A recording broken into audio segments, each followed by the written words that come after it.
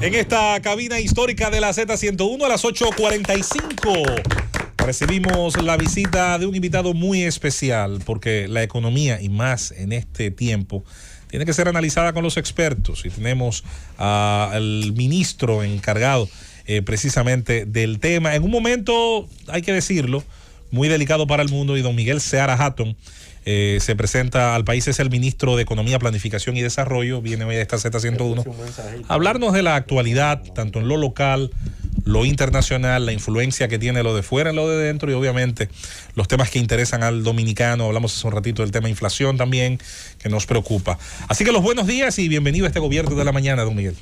Muchas gracias por la invitación y encantado de estar aquí. Don Miguel Seara Hatton, ministro de Economía, Planificación y Desarrollo. Quisiera empezar esta entrevista haciéndole la siguiente pregunta. Ahora que el gobierno dominicano ha desistido de someter al Congreso una reforma tributaria, reforma fiscal, ajuste fiscal, como se le quiera llamar a ese instrumento, ¿qué va a hacer entonces el gobierno dominicano para buscar los recursos que dice necesita para el presupuesto del año 2022? ¿Cuáles serán esas medidas? ¿De dónde sacará el dinero? Yo quisiera decir primero cómo vamos a acabar el 21. Perfecto. Porque eso nos va a dar un pie de amigo. Mira, han transcurrido 43 semanas. 43 semanas del año, ¿no? Sí. Nos faltan 9. En esas 43 semanas, la situación, tenemos un resultado hasta ahora acumulado, un superávit financiero en el sector público de 5.600 millones de pesos al momento de hoy, ¿no? Eso es lo que estamos viendo. Tenemos unos ingresos que andan en 689.000 millones, ¿no? Que es un ingreso relativamente alto comparado con lo que tuvimos en el año. Superamos lo del 19 y lo del 20. Con pandemia y sin pandemia. Con pandemia y sin pandemia, ¿no? Los gastos son 683.000 acumulados en las primeras 43 semanas del año. Y eso, obviamente, estamos por debajo del nivel de 2020, que fue un año excepcional, tanto en gasto corriente, sobre todo por el tema de la pandemia, y estamos como 60.000 millones por debajo de los 744.000 que se ejecutaron en el año 2019. Ahora, a pesar de esos números, ¿no? Bueno, proyectamos un déficit que puede estar entre 1 y 2%, el déficit de este año. Estamos bajando, acuérdense, de 7.6, 7.9% de déficit del año 2020. Ahora, en ese contexto, nosotros vamos a terminar este año con un crecimiento superior al 10%. Acuérdense que ha transcurrido otra vez el más del 75% del tiempo del año, ¿no? Bueno, con el 75% del tiempo, que es a septiembre, teníamos un crecimiento promedio de 12.7, más o menos, y nos quedaban el 25%. Es decir, que sin ese 25%, crecemos en promedio 1.9%, ¿no? Estamos garantizados con el 10%, pero no vamos a crecer 1.9%, porque aquí hemos crecido mensualmente mucho más. Probable que se crezca a 8, o a 9, a 7, digamos. Y eso significa que vamos a crecer en el año entero por encima de 10. Habremos recuperado completamente el empleo que se perdió en el 2020. Ya prácticamente está recuperado. Todo el empleo, digo, no es la misma persona, ¿no? Pero sí la plaza de trabajo. El número, hay diferentes métodos de medirlo, pero en cualquiera de los métodos, ya sea un dato que sea 400.000, como dice la encuesta nacional de fuerza de trabajo, o 500.000 o casi 600.000, como dice los reportes que da el Ministerio de Trabajo, en cualquier caso se recupera prácticamente más del 100%. Es más, hay algunos indicadores adelantados, como lo que es, por ejemplo, Zona Franca. Ya en Zona Franca se ha llegado a 180.000 empleos. Acuérdense que el momento de mayor empleo de la Zona Franca histórico fue en el año 2003, 2002, por ahí, y fueron 195,000. O sea que prácticamente estamos llegando, digo, falta todavía, faltan 15,000, es un trecho, pero está subiendo, ¿no? Entonces, tenemos esa situación de que el empleo, crecimiento, un déficit reducido casi en un 70%. Supongamos que sea que el déficit cierre en 2%. Supongamos que sea así, que yo creo que va a ser más bajito. Estaríamos teniendo una reducción del déficit del 70%, que es una cifra, ¿no? Con respecto al año 2020. Con respecto, claro, porque el año 2020 fue que se disparó a 7.9. Exacto. El mundo entero se disparó. Vamos a terminar con una situación de empleo ya recogiendo todo lo que se perdió y probablemente algo más.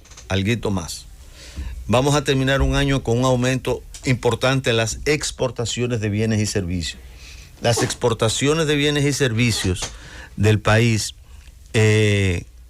ya superan el nivel que teníamos en el 2019, a junio, porque el último dato que hay es a junio. O sea, lo acumulado a junio supera. Vamos a acabar con una reserva que actualmente, ahí sí es actualmente, los datos se siguen al tiempo real. Al tiempo real, vamos a acabar con alrededor de 12,000 millones, más de 12,000 millones de pesos. Vamos a acabar con un tipo de cambio que está revaluado. No es que queremos que se revalúe mucho, pero que está demostrando una estabilidad y tiene 2 o 3 pesos menos de lo que teníamos a principio de año. En fin, o sea, vamos a acabar el año en una situación relativamente buena. Hay otro factor importante. El 65% del factor que explica el crecimiento económico es la inversión. La inversión. Usualmente aquí lo que explicaba el crecimiento económico era el consumo. Ahora es la inversión.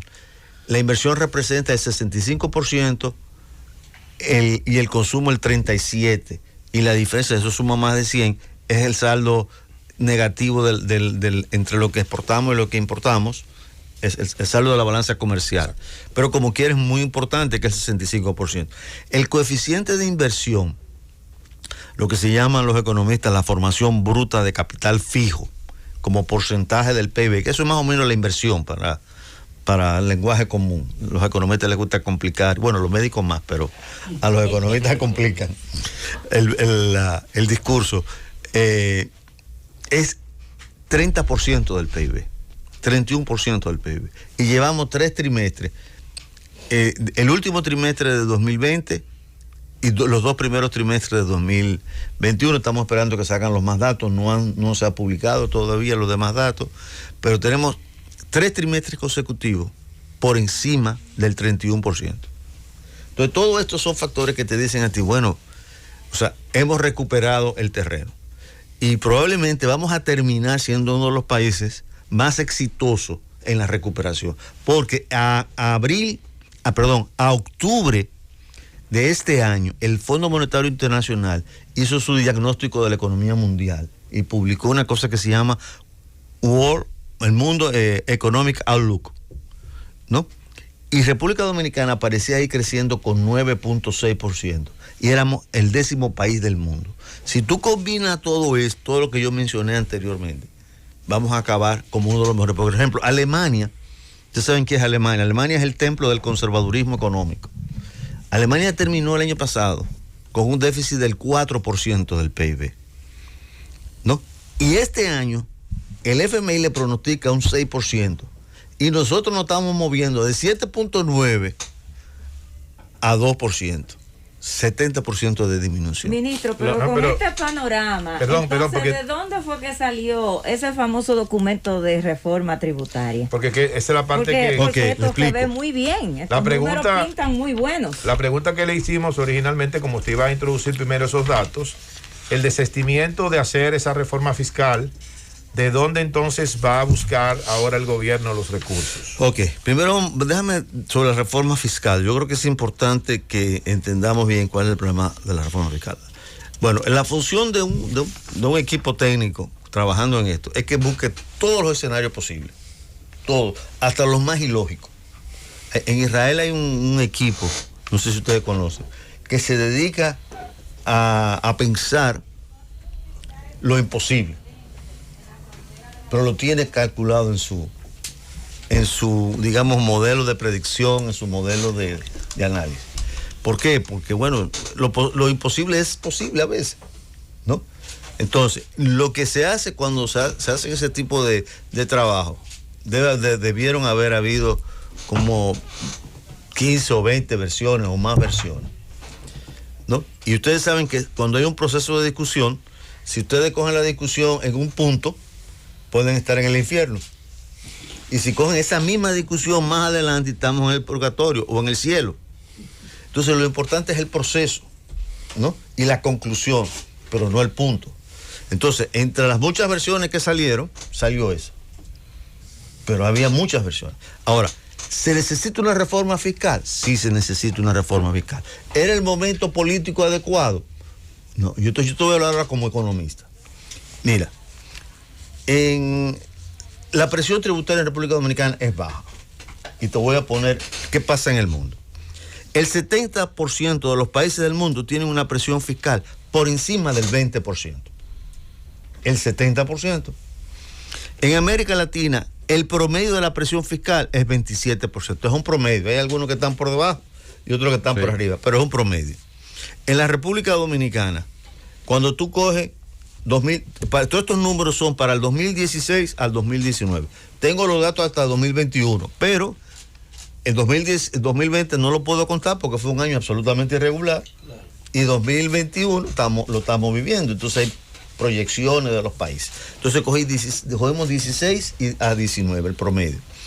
Entonces, en la República Dominicana, la presión fiscal es 14.1%. Y ocupamos la posición 176 de 192 países. Eso significa que el 91% de los países del mundo tienen una presión fiscal más alta que la República Dominicana. Entonces, eso te está indicando que nosotros tenemos un problema. Pero por evasión y no por diseño sería... Puede ser evasión, puede ser cantidad de problemas, hasta diseño. Yo creo que hay una mezcla entre evasión y diseño.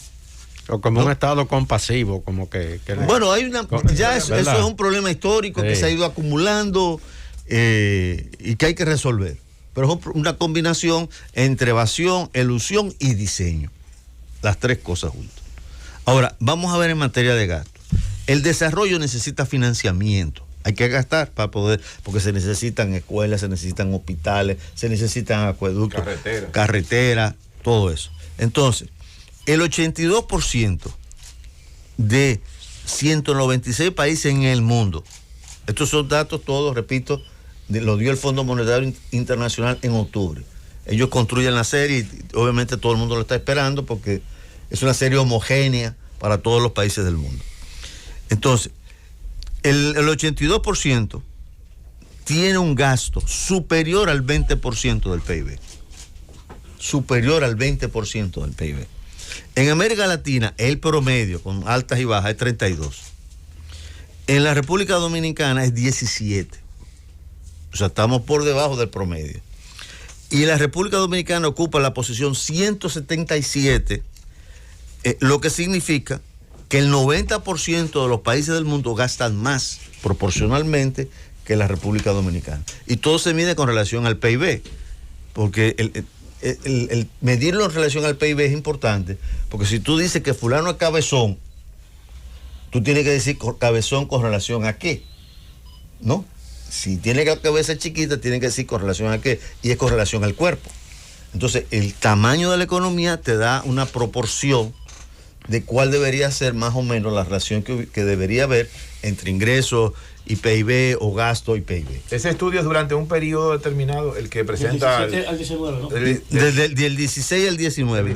Te decía... Exacto, fuera el 20 porque no... fallido. Exacto, lo tengo los números, pero es un año muy irregular. Y este no es... Y el 21 no ha concluido. Entonces, eso te indica a ti, primero que estamos por debajo del mundo, en tanto ingresos y gastos, pero que también hay una diferencia entre gastos e ingresos. Los gastos son proporcionalmente mayores a los ingresos. Y eso ha generado un déficit histórico, promedio acumulado, que se mueve alrededor del 3%. Ha habido algunos años más bajitos y otros años, como el año 2012, que creo que fue 6.6, y el año 2020, que fue 7.9, el déficit, con relación al tamaño de la economía.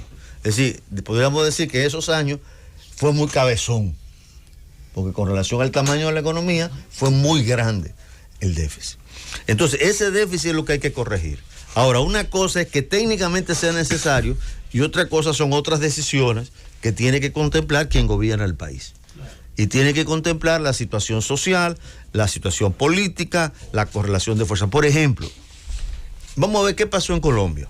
En Colombia se hizo un gran esfuerzo para hacer una reforma fiscal. Debo decir, yo cuando la estudié, a mí me gustó, me pareció buena la reforma fiscal de Colombia. De Colombia, el documento. ¿No? Me pareció razonable y bueno y bien. Mira, me gustó. No pudieron hacerla, vino una poblada de una magnitud inusitada. Insospechada para ellos. Insospechada. Bueno, y se cayó la reforma. Pero hicieron unos acuerdos y ellos buscaban un poquito más del 2% del PIB de ingresos adicionales. Y al final se han tenido que conformar con el 0.8. Entonces tú cogiste un cañón enorme, se provocó una crisis enorme. Y la montaña parió un ratón. Y se parió un ratón. Entonces tú dices, bueno, ¿podíamos nosotros acabar ahí? Sí. Porque entonces si acabamos en 0.8 cuando estamos requiriendo alrededor del 2%, menos de la mitad, habremos gastado un gran esfuerzo, ¿no? Y generar un daño social mucho mayor. Generar un daño social y que no nos garantizaba la solución del problema. ¿Qué hacer entonces? Bueno, ministro? entonces el gobierno, ¿qué ha hecho? Mira, el gobierno va a terminar el año en una situación muy cómoda, este año.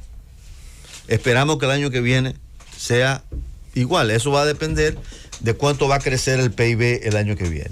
Este año el PIB ha crecido tanto porque está recuperando, hubo digamos, es el sector privado quien está empujando la economía. Exacto. Muy fuertemente. El sector turismo, por ejemplo, ha reaccionado de una manera que rompió todos los parámetros que teníamos de referencia, porque cuando uno lee la literatura en el mundo que se estaba produciendo cuando estábamos el año pasado en plena pandemia, uno buscaba lo que dice el mundo, dónde están los países que están opinando, y todo el mundo decía que el turismo iba a ser lo último en recuperarse. Es más, yo mismo decía, contrale, pero este esfuerzo en el turismo, el presidente fue insistente, ¿no? Y qué bueno que fue insistente, y se empujó el sector de turismo, y hoy día estamos alrededor de un 70% de lo que estábamos en el 2019. Hemos tenido un septiembre y octubre excepcionales, ¿no? Quizás no todos los ingresos que quisiéramos tener, pero hay un proceso claro de una tendencia fuerte a la recuperación. Sí. Y sobre todo hay que decir que cuando tú cierras una industria, es muy difícil abrirla de nuevo. Y lo más importante fue, primero, que se mantuvo abierta esa industria, y segundo, que esa industria ha podido responder. Entonces, esperamos que el Producto Interno Bruto del año que viene pueda crecer alrededor del 5, 6, 7. Y eso nos va a poder determinar la presión fiscal, los ingresos impositivos que vamos a poder tener. Esperamos tener ingresos impositivos como ahora. Este año, repito, nos va muy bien en los ingresos impositivos y esperamos tener mejor. Ahora, ¿eso no va a resolver el problema? No. Como tú decías hace un momento, hay un problema de elusión, de evasión y de diseño.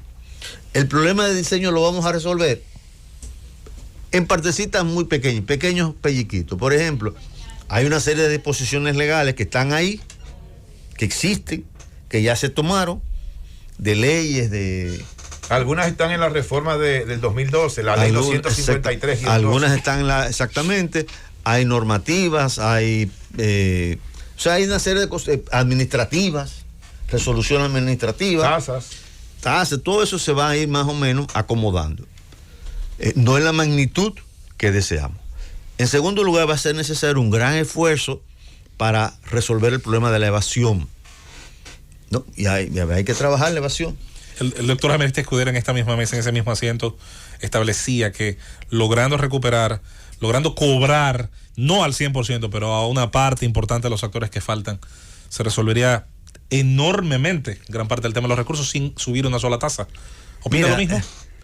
Una cosa, eso yo pienso que se puede, pero ha sido difícil, porque esto no es un problema que viene esto no empezó el 16 de agosto del año pasado. Es cultural, es heredado. Es un problema de largo plazo. Además de que es un planteamiento, perdón, don Miki Seara, ministro de Economía con el que estamos conversando, es un planteamiento que es un axioma. Claro que sí, si tú dejas de que toda esa informalidad llega a la formalidad, de que todo el que va de pague, pero cómo tú logras que eso transcurra tan rápido, tan urgente como se requiere en la economía. Un tema lógico. Es correcto. Entonces, el tercer punto es calidad de gasto. Nosotros desde que llegamos al gobierno hemos ido mejorando la calidad de gasto. Bastante. Todas esas cosas que anuncia el presidente, eso es mejoría de calidad de gasto. Eso es quítate allí dinero que no necesito o que se está gastando mal y muévelo acá, muévelo por decir algo, a la carretera a la circunvalación de Navarrete, o a la circunvalación de Baní, o al hospital de fulano, o al acueducto de Sutano, de tal pueblo. Entonces, todo eso se está ocurriendo al mismo tiempo, ¿no? Entonces, esperamos ahora con mayor intensidad. Por ejemplo, ¿qué hicimos nosotros este fin de semana? El equipo del Ministerio de Economía trabajó todo el fin de semana revisando el presupuesto nuestro como ministerio y buscando a ver dónde había brecha. Nuestro ministerio es relativamente pequeño, no es un ministerio tan grande, pero hay brechas, ¿no? Y hemos buscando sacar y ahorrar dinero para que se pueda gastar mejor. Nuestro punto, nosotros decíamos y decimos que por la vía de calidad de gasto se puede lograr alrededor del 2. No, mentira. En el BID, nosotros el cálculo que hicimos cuando estábamos en la oposición, en el partido, era como 2.5. El BID había dicho entre 3 y 4, ¿no? Había calculado. El año pasado hubo una buena mejoría de gasto, de calidad de gasto, porque fue la única forma en donde pudimos enfrentar la situación.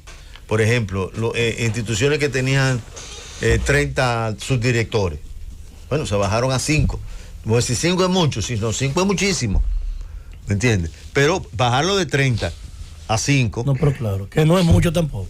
Bueno, pero puede ser mucho. Yo creo que para nosotros necesita 1 o 2. Licenciado, ¿se puede hablar de calidad de gasto en un país donde, como usted menciona, la presión fiscal es un 14%, el gasto público es un 17% del Producto Interno Bruto, hay que cubrir ese déficit con deuda, pero al mismo tiempo tenemos 23 ministerios y viene uno más por ahí, y tenemos multiplicación de la burocracia, y tenemos distintas oficinas, direcciones nacionales, a veces sobre la misma política? ¿Se puede hablar de ajustarse los pantalones cuando ha sido difícil que el Estado se los ajuste? Mira, se está trabajando una reingeniería institucional. Por ejemplo, un ejemplo fue el Ministerio de Economía. En el Ministerio de Economía había 3 ministerios en uno cuando nosotros llegamos, ¿no? En la transición yo discutí con el ministro Jiménez y se hizo una reconcentración. Pero ¿qué implicaba tener 3 ministerios en uno? Tú tenías el tema de cooperación multilateral, era una entidad, un territorio libre de América, como se decía hace algunos años, en la década de los 60. No sé si ustedes se acuerdan de eso, porque no estaba muy chiquito, pero bueno. No habíamos nacido. Ni nacido alguno. Eso hacía que tú tuvieras repetido 3 veces el jurídico, el recursos humanos, información pública, contabilidad, la administración, bueno, una cantidad de instancias. Todo eso se desapareció, ¿no? Todo eso se desmontó.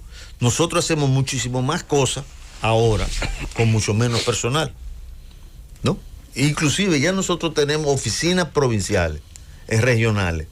Tenemos 5 oficinas como ministerio, 5 oficinas regionales que están trabajando con las provincias de sus respectivas regiones, y eso se ha hecho con el mismo presupuesto. Pero se ha hecho eso en otras instituciones. Se ha hecho, pero claro, se ha hecho en muchas instituciones. Algunos más conocidos que en otros.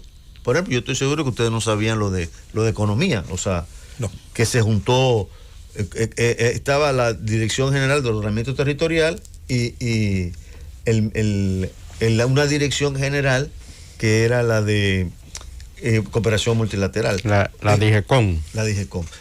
Eso también provocaba, por ejemplo, que en mi ministerio había como 15 o 20 funcionarios que tenían decreto.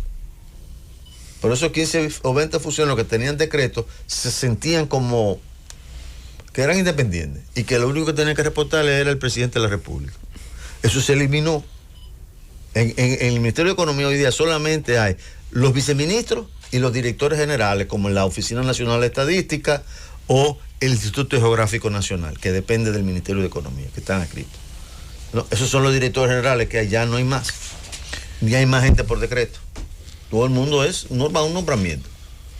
¿No? Entonces esos son cambios que se han ido introduciendo en diferentes instancias del Estado. Cuando hablamos... Perdón, entonces, ¿qué va a pasar el año que viene? Exacto. El año que viene es una mezcla. Yo diría, estamos modelando, empezamos un trabajo de modelación, ya lo teníamos, pero lo estamos trabajando más para proyectar la economía completa. O sea, cuál sería la presión fiscal que vamos a tener.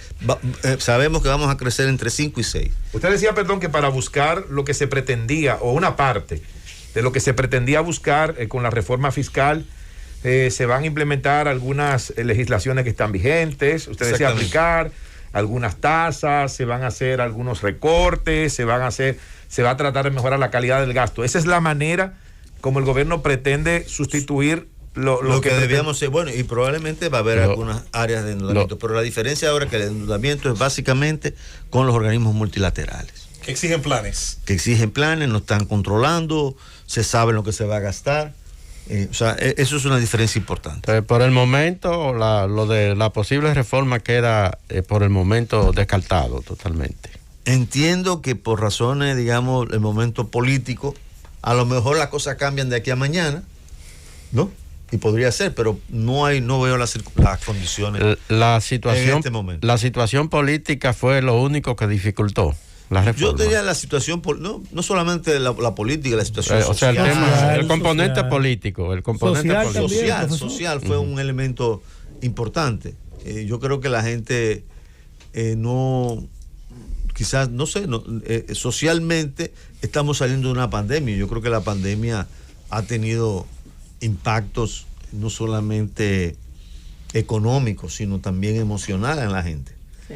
O sea, en un momento la gente estuvo, acuérdense, encerrado por varios meses, ¿no? Y ahora que está saliendo, que nos estamos poco a poco recuperando, aquí algunos de ustedes ya tienen máscara, yo debería tener la mía, pero bueno.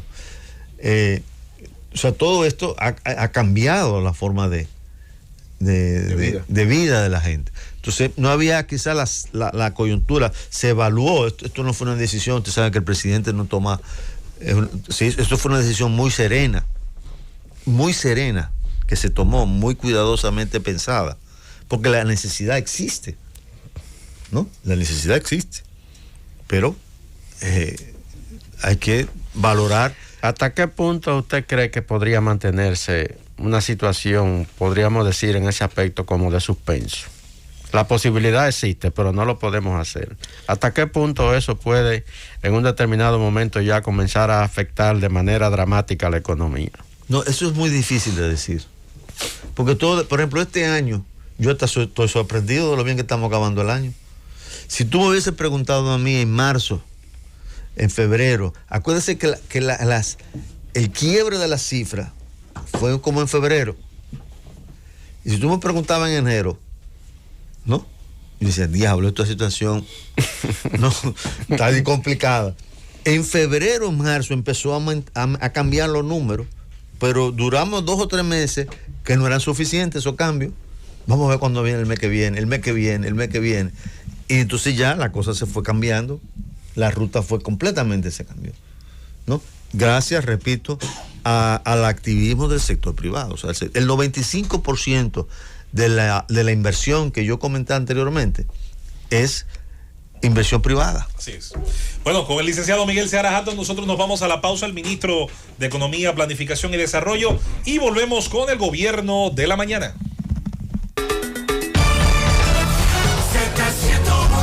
Son las 9:22 en este gobierno de la mañana. Tenemos la presencia del ministro de Economía, Planificación y Desarrollo, licenciado Miguel Seara Hatton. ¿Puedo hacer las 10 preguntas que tengo? ¿Puedo hacer dos? Yo le recomiendo una porque Aníbal tiene una en la gatera, Rosendo tiene una en la gatera, Julieta, y yo tengo como 15. Les voy a hacer una rebaja de 10. Buen demócrata, Permítanos. la bella primero que la única dama. Permítanos, antes de continuar, Claro que sí. permítanos saludar la presencia que acompaña al señor ministro, la periodista Elvira Lora. Hasta hace poco tiempo estuvo al frente de la Escuela de Comunicaciones de la Pucamaima y hoy, para beneficio del ministerio, ¿Cómo? acompaña, no, Muy bien, muy bien. Debo decir que extraordinaria el no me quita profesional. ni pie de pisada, ¿eh? No me deja mover solo. Extraordinaria profesional. Pero Saludos, Dios mío, Elvira. es que con esa mascarilla, Elvira, querida, qué gusto verte ahí, saber que estás con el ministro. Así es, como dice Rosendo, una gran profesional, a mí me consta. Adelante con su pregunta, Julieta. Ministro, entonces, de acuerdo a lo que usted ha explicado, estamos hablando de que al gobierno, a esta gestión, le quedan unos 3 años más o menos. ¿Ve usted en ese horizonte de aquí al 24 el posible pacto fiscal que está establecido en la Estrategia Nacional de Desarrollo? ¿Cree usted que en ese lapso pues se podrá finalmente trabajar ese pacto fiscal? A ver, yo no tengo una respuesta, no sé. Pero yo creo que como todas las posibilidades están abiertas, o sea, todo es posible. Es posible que haya un tipo de acuerdo, no sé, no lo sé. Pero en este momento, obviamente, no hay las condiciones. Esa fue la posición del gobierno, la posición del presidente. Y esperemos a ver cómo transcurre la cosa. Bien, yo quisiera preguntarle al señor Miguel Seara Hatton, ministro de Economía, Planificación y Desarrollo. De las 10 solamente voy a hacer 2, compañeros, perdonen. Está bien. Una primero. Lo primero es si, fruto de haber desestimado esa reforma fiscal, si habrá la necesidad de reformular el presupuesto y reintroducirlo en el Congreso Nacional con los cambios de lugar, primero. Y segundo, ¿cuál es en este momento la ejecución presupuestaria que lleva el gobierno? Bueno, presupuestamos 1,000 pesos. ¿Cuánto llevamos ejecutado a este momento del mes de noviembre del 2021? Sí. Sí, porque estamos hablando de que hay un superávit. Sí. La primera fue, perdón. La primera es si hay que reformular. Sí. Yo le dije para reintroducirlo. Me imagino que sí, una adenda, no sé la forma legal, sí, pero una adenda va a haber que ver hacer cambios. Claro que sí, porque va a ser necesario. Se diseñó contemplando la reforma, el presupuesto. Bueno, en cierta forma sí, o sea, sí, pensando que iba a haber unos niveles de ingresos que no lo van a ver. Por lo menos no por la vía que se Por lo pensaba. menos no por esa vía, porque si la economía crece igual se recauda más. Exacto, o sea, entonces tenemos que refinar más los datos de crecimiento, o sea, y hacer un modelo global de demanda agregada, por cierto, como hablábamos hace un momento, para poder determinar más o menos cómo sería el año que viene, ¿no? Eso indudablemente. Y la otra es la ejecución presupuestaria, mira, a este momento. Ok. Nosotros, el gobierno lleva en gastos 600, esto es a la semana 43, al 29 de octubre. ¿Estamos a qué? ¿A 3? A 4. A 4. O sea, este es el último dato. Se saca semanal. Pero gastos. Gastos totales. Totales. Ahí está todo, inversión, todo. Todo. 683,000 millones de pesos. Eso está bueno, obviamente yo tengo aquí. ¿Cuánto se presupuestó para este año? Se presupuestó 900 con la adenda, ¿no? Uh-huh. O sea, hubo 2 presupuestos, ¿no? ¿Se acuerdan? Sí. La primera versión fueron 891,000 y la segunda es 976,000. Y se presupuestó y se está ejecutando al mes 43, a la semana 43, 683,000. En cuanto a gasto corriente, intereses, por ejemplo, gasto corriente, se está ejecutando actualmente 629,000, cuando se había presupuestado 845,000 al año entero, ¿eh? Sí. O sea, yo estoy dando datos de la semana 43, sí, a lo presupuestado el año entero. En cuanto al el gasto de capital, que me imagino que esa es la pregunta que usted está interesado, se ha gastado ahora mismo 55,000 millones y se habían presupuestado en la primera 123 y en la segunda 131. Es probable que el gasto de capital lo estamos calculando que va a terminar en alrededor de 70,000 millones de pesos, más o menos. O sea, va un 30% sin ejecutar, aproximadamente. Terminará, de acuerdo a... O sea, va a estar la ejecución entre 83 y 90. Vamos a suponer que termine, perdón, entre 80 y 90, alrededor de ese número, entre 80 y 90 mil millones de pesos terminará el gasto de capital. Pero en términos generales, absolutos, usted decía el presupuesto 976,000 millones, ¿verdad? Sí. Y el gasto total, ahí ya está todo acumulado, 683,000. Eso es lo que llevamos acumulado. Acumulado, exacto. Ahora, lo proyectado, faltándonos 9 semanas. Eso es lo acumulado. Tendríamos todavía entonces pendiente, de acuerdo al presupuesto, por ejecutar, alrededor de unos 293,000 millones de pesos. Ok, entonces, el proyectado, ¿no? En función de lo que ha pasado en estas 43 semanas, haciendo una serie de supuestos. Uno es que, bueno, son supuestos, ¿no? Que uno hace para ver escenarios. Claro.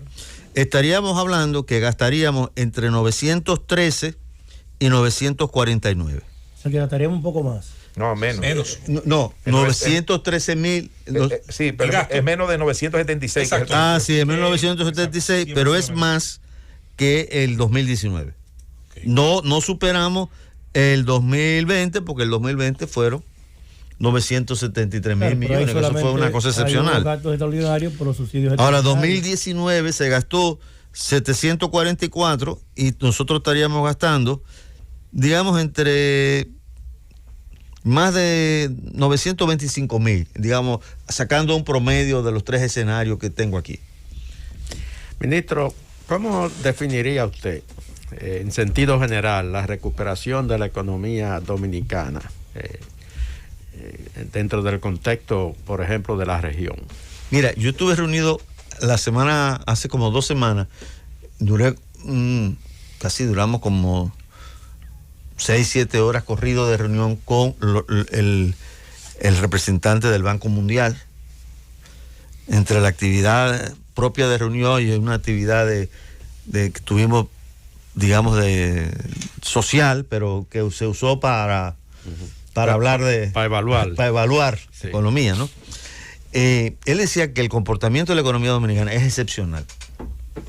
De hecho, yo participé en la reunión mundial anual que hace el Banco Mundial y el FMI juntos.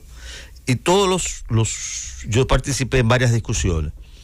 Y realmente los países no están reaccionando como está reaccionando la República Dominicana. No están reaccionando. Y lo vamos a ver en unas semanas más, cuando empiecen a salir los datos de final de año. Sobre todo por esa combinación de circunstancias.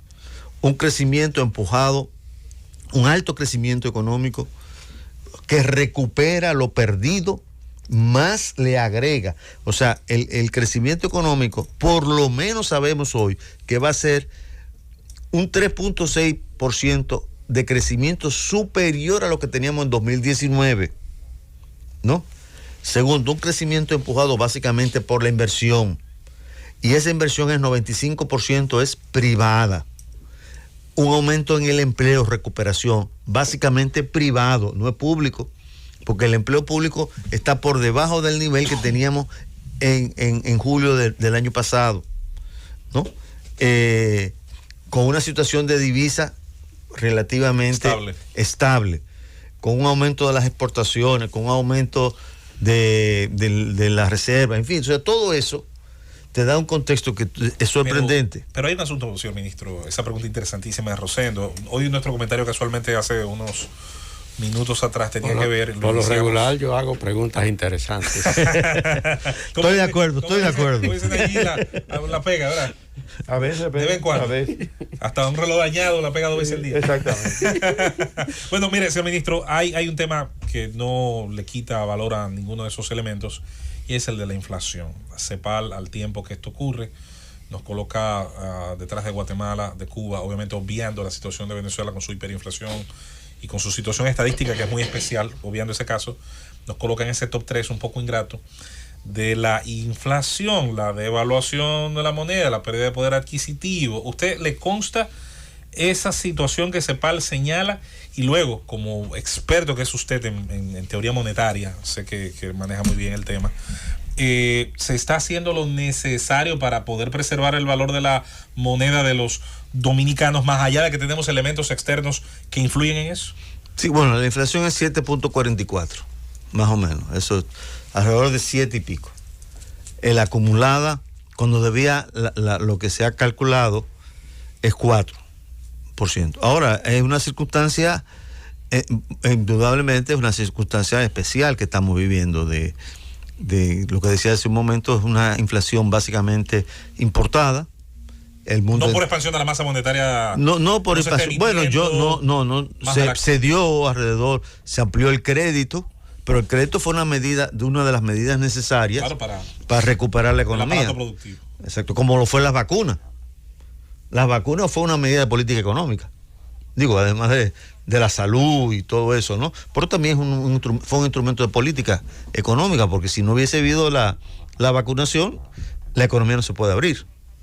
Entonces, bueno, digamos, en ese contexto, creo que es un mal mucho menor. Ok. Porque en otros países, por ejemplo, el mismo Colombia tiene como 40 y pico por ciento o 50% de aumento de tasa de pobreza. Nosotros, la tasa de pobreza en el 2020 pudo haber subido, no subió, a un 8%. Si no se dan todos estos programas que se hicieron, ¿no? Hubiese subido 8 puntos porcentuales y solamente subió 2 puntos porcentuales.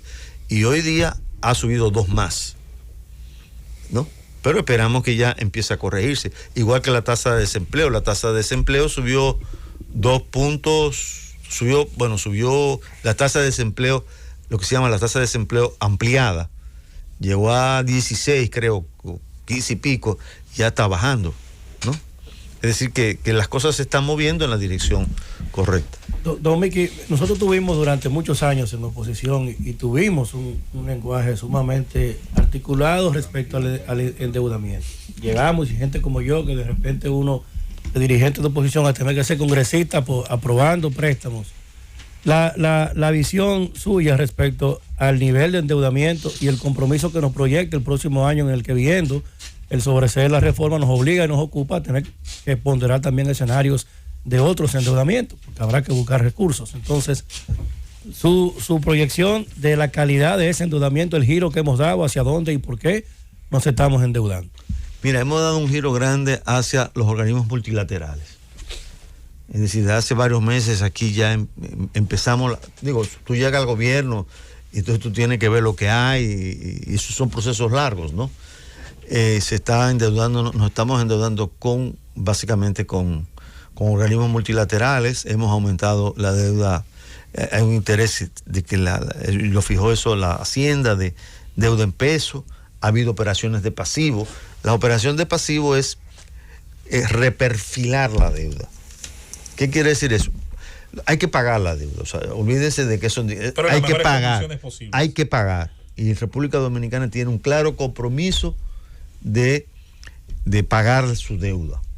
Ahora, lo que estamos viendo a ver es cómo podemos reperfilarla. Y reperfilarla es cómo la puedo pasar más adelante, cómo puedo manejar los intereses, renegociar intereses. Escenarios. O por ejemplo, si yo debo 100, pero puedo coger esos mismos 100, voy a poner un número hipotético, ¿no? Con mejor tasa de interés. Supongamos que esté a 10% la tasa de interés, pero hay una circunstancia nueva en el mercado mundial y que puedo contratar esa deuda no a 10, sino a 5. Pues entonces hago la operación, ¿me entiendes? O sea, ese tipo de cosas se está haciendo. Y sobre esa pregunta de Aníbal, ¿se podría decir cómo ha variado el nivel de endeudamiento entre bonos y organismos multilaterales? No lo tengo aquí. Okay. No lo tengo aquí. Pero debo decirte que si yo siempre me he preocupado por el tema de la deuda, pero ha habido signos positivos. Por ejemplo, cuando terminamos el año pasado, estaban como en 70 y pico. Digo, un número de ese orden de magnitud. El coeficiente deuda-producto. Pero bajó a 60 y pico porque aumentó el producto. Exacto. O sea, tú puedes disolver la deuda poco a poco también en el producto. Ahora, tú tienes otro problema que son las tasas de interés. Entonces, para enfrentar las tasas de interés, tú tienes que buscar un reperfilamiento. Ahora, esto es un problema mundial, ¿eh? O sea, esto es un problema global. Y un problema global solamente puede tener una solución global. Si tú ves, yo tengo aquí los datos de cómo se endeudó el mundo. Sería importante conocerlo. Bueno, si me permiten, yo con mucho gusto puedo sacar esa información. O sea, cómo se Claro. endeudó el Porque mundo. tenemos entendido que en estos 15 meses de gobierno se han tomado alrededor de 9.700 millones de dólares prestados en la República Dominicana. Sería interesante. Bueno, vamos a hacer la pregunta, mejor que nos aclare Sí, cuántos claro. realmente hemos tomado. Pero bueno, en el Congreso del cual tú formas parte, Por diputado eso de te la estoy capital, tú sabes que se han sometido proyectos de préstamos, contratos de préstamos por más de 9.700 Sí, millones. pero- Sería interesante conocer. Pero mira, lo que ocurre es lo siguiente, que esa no es la deuda neta, ¿no? La deuda neta, tú tienes que descontarle el pago de capital. O sea, tú te endeudas en estos momentos, y cualquier libro de digamos, economía financiera, te dice, bueno, para pagar capital, te puedes reenganchar. Sí. Para pagar capital. No debieras reengancharte para pagar intereses, ¿no? Debo decir que inclusive vamos a tener un superávit primario, que es donde sale el dinero para hoy día, con los datos que estaba dando hace un momento. En las 43 semanas se ha pagado 125,000 millones de pesos de intereses. 125,000. Pero el superávit primario está el superávit primario está en 130,000. O sea, tenemos, la economía genera el ahorro suficiente para pagar esos intereses. Antes teníamos que endeudarnos para pagar esos intereses. Por lo menos ahora, con estos números, a 43 semanas que llevamos, estamos pagando 125,000 y tenemos un superávit primario de 130,000 millones de pesos, que eso es bastante alto. Ahora, ¿qué pasó en el promedio del endeudamiento en el mundo? En promedio, para los 196 países del mundo, el coeficiente de deuda entre el PIB, o sea, deuda como porcentaje del PIB, aumentó en promedio un 21% entre el 19 y el 20. O sea, todo el mundo se endeudó. Claro, lógico. ¿No? En América Latina, ese coeficiente de deuda PIB aumentó un 25%. ¿No? En el 44% de los países, la deuda aumentó más de un 20%, el coeficiente. La República Dominicana, la deuda aumentó a una tasa de 33%. Aumentamos. Pero ha sido un problema mundial, ¿no? Y quizás ha aumentado un poquito más que el promedio mundial, ¿no? Y pasó de 53 a 71.5. Pero hoy día, ese coeficiente ya no es 71.5. Eso es con relación al PIB. Eso es con relación al PIB. Ya no es 71.5, sino está como en 65 por ahí. Porque al crecer este año, el producto, el PIB, como mínimo, en un 10%, faltándonos dos meses. Yo pienso que 2 meses para terminar el año, que vamos a terminar con un crecimiento superior al 10%. Esa recuperación económica que usted en algún momento en el programa dijo que estaba sorprendido, ¿verdad? Porque si le preguntaban en febrero de este año, en marzo, abril... Fue muy sincero, él dijo... Sí, claro, claro. Él hasta usó una palabra dominicana. Tal vez diablo que lío más grande. Es que don Miguel siempre ha sido así, una fue muy persona sincero. muy clara y dice lo que piensa, Sí. porque a pesar de que no lo conocía, bueno, lo había visto una vez personalmente, pero ha dado seguimiento siempre Claro. a su participación. Usted decía que en febrero o marzo no podría ver lo que ahora está ocurriendo, pero el ciudadano de a pie, el ciudadano común, se pregunta, ¿cuándo esa recuperación económica, cuándo esa bonanza económica va a repercutir en su economía familiar? O sea, ¿cuándo él va a ir a un supermercado y no va a encontrar el precio de un artículo hoy a tal nivel, mañana más caro, pasado un poquito más caro? O sea, ¿cuándo la macro va a impactar positivamente en la micro, como dijo Hipólito Bueno, una vez. Precisamente, fíjate, esta fue una A mí presentación. lo que me Me dio gustaría Armando. saber cuánto me tocan a mí de... Yo te voy a decir, yo creo que el de lo gran que se reto debe, ahora, sí. yo creo que el gran reto, o sea, el primer reto fue salir del hoyo. ¿No? Estamos saliendo poco a poco, Lógico. pero estamos saliendo del hoyo. Y mantener la estabilidad, ¿no? señor. Y garantizar de que ese crecimiento sea bueno. Y precisamente yo, en el texto que tengo preparado de todos estos números, lo que hay que ahora es que regresar, retomar el paradigma de calidad de vida. No lo hemos votado, porque nosotros ganamos sobre la base de retomar el paradigma de la calidad de vida de la gente, Sí. ¿no? Como el eje de la política. No lo hemos votado, pero obviamente en estos meses, acuérdense que esto fue un año. Había que subsistir primero y luego pensar en calidad. Sí, o sea, Mantener viva. Pero, diputado, por favor, deje ¿usted cree que es fácil? el ministro responda, por favor. yo Sí, te diría que tranquilo. eso, de un modo u otro, por ejemplo, todo lo que se está haciendo en agua, lo que se está haciendo en salud, quizás no es lo ideal y no es lo que se necesita muchísimo más. Sí, muchísimo más. Pero estamos tratando de darle el giro. Lo primero fue, óyeme, respirar, porque no era fácil el panorama. Tú te situabas en febrero y tú decías, óyeme, me van a cicritrillar aquí, como decimos, Ministro. ¿no? Pero se ha ido recuperando. Y sí, hay que retomar y poner en el centro el paradigma de calidad de vida. A mí me y en gusta- eso hay que hacerlo. Estamos en eso. A mí me gustaría preguntarle al ex técnico del programa de las Naciones Unidas para el Desarrollo. Del PNUD. No, del sigo PNUD. siendo, al final uno no deja de ser Que economista. a mí me sorprendió muchísimo cuando usted renunció. No he escuchado, nunca le he escuchado explicar las razones por las que usted renunció del PNUD. Pero lo que me gustaría es conocer su opinión como un ex técnico del PNUD sobre la situación haitiana y el impacto para nosotros. A ver, yo realmente no he estado. El gobierno está. Aquí tengo que hablar también como gobierno, porque yo soy parte del gobierno.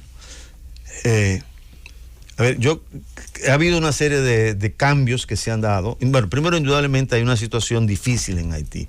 No creo que estoy diciendo nada fuera de lugar. Hay una gran crisis institucional. Hay un país que está dividido, está segmentado. No hay un control desde el poder central. Eso creo que es evidente. Ayer, no sé si vieron la entrevista a Barbecue. Sí, sí. Él, ¿No? él es el que está ahora No, apareciendo en los grandes titulares. Exactamente. A mí me tocó ver un tráiler de una película sobre Barbecue que lo pone como un líder guerrillero. Hay que hacer una parrillada con él. Cuando para gabinete, Solomillo. De hecho, Sí, que de una hecho, parrillada. Nayib, él tiene mucha proporcionalidad con lo que él representa. Si tú ves la foto de él, se parece mucho. Ujú. A Haití. Sí. Un desastre. Bueno, entonces yo preferiría, realmente yo creo que esto es un asunto muy delicado. Y esto es un asunto de Estado. Se está manejando bien. Desde su Yo punto de prefiero vista. yo no soy quien debería opinar sobre esto, porque yo no estoy en el día. Una de las cosas que yo he aprendido en esto Hombre es que tú tienes que prudente, estar en hombre el día a prudente. día, y yo no soy parte de ese Claro. equipo. Rosendo, no se te va a dar ese gallo. Yo, Hombre y prudente. le diría, No, no. yo diría Un que hombre inviten a prudente. Roberto Álvarez, inviten al Ministro, usted ve que él a de veces no policía. la pega, ahora no la pegó. Muy mala pregunta, No, muy no, mala no, pregunta. un gancho. No, lo que pasa es que yo no le pregunté al ministro Atrevido. de Economía y No, Planificación. Sí, porque lo que yo no pasa puedo Yo le separarme pregunté ahora. al otro Miguel Seara Hatton. Yo no puedo Ah. separarme de la posición Espera, que tengo. Espera el yo tengo 28 una para que le pregunta pregunte al ese tipo de ministro cosas. de Planificación y Desarrollo. Salga de la cabina, por Usted favor. decía que la deuda es un problema global. Así mundial, es, así es. Y que demanda de una solución Global. global. Sí. ¿Cuáles podrían ser esas soluciones? Bueno, por ejemplo, el presidente Biden ha propuesto en una cosa que se llama B3W, creo que se llama. Es un nombre, no me acuerdo ahora lo que significa, pero ha planteado un programa de 3 millones de dólares. 3 millones de dólares, lo que sería en español 3 billones. En Billones español, continentales en la escala continental. en la escala, en español es billones, es 1 millón de millones. En inglés, 1.000 millones. Es 1.000 millones. En español debería decir millardos, si son 1.000 millones. Millardos. Pero o sea, hay un movimiento en ese sentido a nivel mundial. No sé cuándo va a llegar. Por ejemplo, hubo lo de capitalización de recursos de los derechos especiales de giro que dio el FMI. A nosotros nos tocaron 640 millones de dólares, el equivalente a 600 y pico millones de dólares. Pero creo que hay que buscar una solución global. O sea, esto no va... O sea, vamos a ver qué va a pasar en el mundo. Si el mundo entero, yo más o menos mostré las cifras de endeudamiento mundial, ¿no? No hay una salida en un solo país. Supóngase ustedes que Estados Unidos decide bajar su déficit del 14 al 7. ¿Tú sabes lo que significa cortar el nivel de gasto de los Estados Unidos en el 7% del PIB? Eso sería catastrófico en el mundo. Eso sería una crisis peor de la que tuvimos en los 80. Entonces, esto tiene que ser paulatino. O sea, primero, nadie buscó esto, ¿no? Puede ser que haya habido gobiernos que se hayan descontrolado, hayan hecho cosas mal hechas, pero en general la gente tuvo que gastar más, ¿no? Tuvo que gastar más para mantener la vida de sus ciudadanos. Tuvo que gastar más porque tuvo que pagar hospitales. Tuvo que gastar más porque tuvo que comprar la vacuna. La vacuna cuesta, la Sinovac costaba $19.50. 50 centavos de transporte y $19 la vacuna. Licenciado. Así que hubo que hacer un esfuerzo grande. Entonces, esto tiene que ser una salida global. Licenciado, 4 años, 8, los que sean, nunca pueden dar para solucionar todos los problemas. Si yo le preguntara a usted, en su paso por el Ministerio de Economía, Planificación y Desarrollo, ¿cuál sería la política, la decisión, la variación en la economía dominicana que usted le gustaría legar a las próximas generaciones, que genere ese beneficio que a veces no le toca a veces cosechar al que lo genera? ¿Cuál sería su principal objetivo en ese sentido? Visibilizar el territorio, mejorar las condiciones de vida en el territorio. Si nuestro paradigma es en la calidad de vida, tú tienes que mejorar la calidad de vida donde vive la gente. Perfecto. ¿No? Y eso necesita que tú visibilices y tengas una política territorial. Ordenamiento territorial, claro. Ordenamiento territorial, regionalización. Descentralización, ordenar la intervención de los ministerios en el territorio. Hoy día tenemos una estructura que es capilar, o sea, perdón, es tubular. O sea, un ministerio ve el territorio desde su óptica, ¿no? Sí. Y no está consciente de que hay una capilaridad de interrelación. Entonces, todo esto hay que resolverlo. Por eso es un problema estructural. Claro, y de desarrollo humano. Y fíjate, el éxito en este país siempre se ha medido fundamentalmente por el PIB. Que tiene sus limitaciones. Por eso, pero el PIB está desterritorializado. Así es una suma bruta. Nosotros estamos haciendo un esfuerzo ahora hay algunas mediciones de presentar por lo menos a nivel de las regiones del país, de las 10 regiones de planificación, para saber exactamente cómo anda el tamaño de y cuánto recibe, cuánto da, cuánto aporta, ¿no? Entonces yo creo que hay que trabajar más el tema territorial, que sea visible en las políticas públicas. Esa propuesta de ley de ordenamiento territorial y de segmentación de las regiones por nivel administrativo va a salir pronto del ministerio. La de ordenamiento territorial sí. Está bastante avanzada. Creo que le falta nada más. Creo que son 90 y tienen como 90 artículos y tienen como 70 y pico artículos. Que ya están listos. Ya están aprobados, digamos, en la comisión bilateral. La que no se ha movido, desafortunadamente, es la ley de regiones únicas de planificación. Ok. Esa tiene que moverse más. Bueno. Y esa nada más a final de cuentas es organizar un mapa. El producto básico de esa ley es un mapa en donde todos los ministerios tienen que organizar la intervención en el territorio de la misma manera. ¿Por qué es importante eso? Porque mire, aquí hay más de 24 regionalizaciones. Entonces, salud pública tiene una regionalización del país que no tiene nada que ver con la educación. Y la de la policía es otra. La de la policía es otra. La del INDRI. Agricultura, el INDRI. O sea, todos los ministerios, la justicia. Exacto. Entonces, ¿qué pasa? Si yo llego a Asua, ¿no? Asua es parte de un territorio. En un lado y de otro. Entonces, no hay forma de sentarnos todo el mundo en la misma mesa para decir, pero en Asua. ¿Qué se va a hacer? Exactamente. ¿Con qué recursos? ¿Con qué recursos?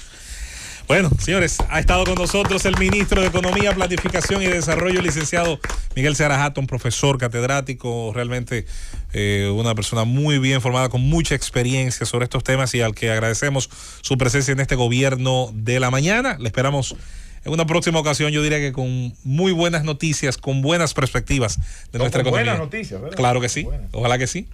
Así que gracias. Muchas gracias a ustedes por la invitación y estamos siempre para servirle. Llévatelo, Cundo.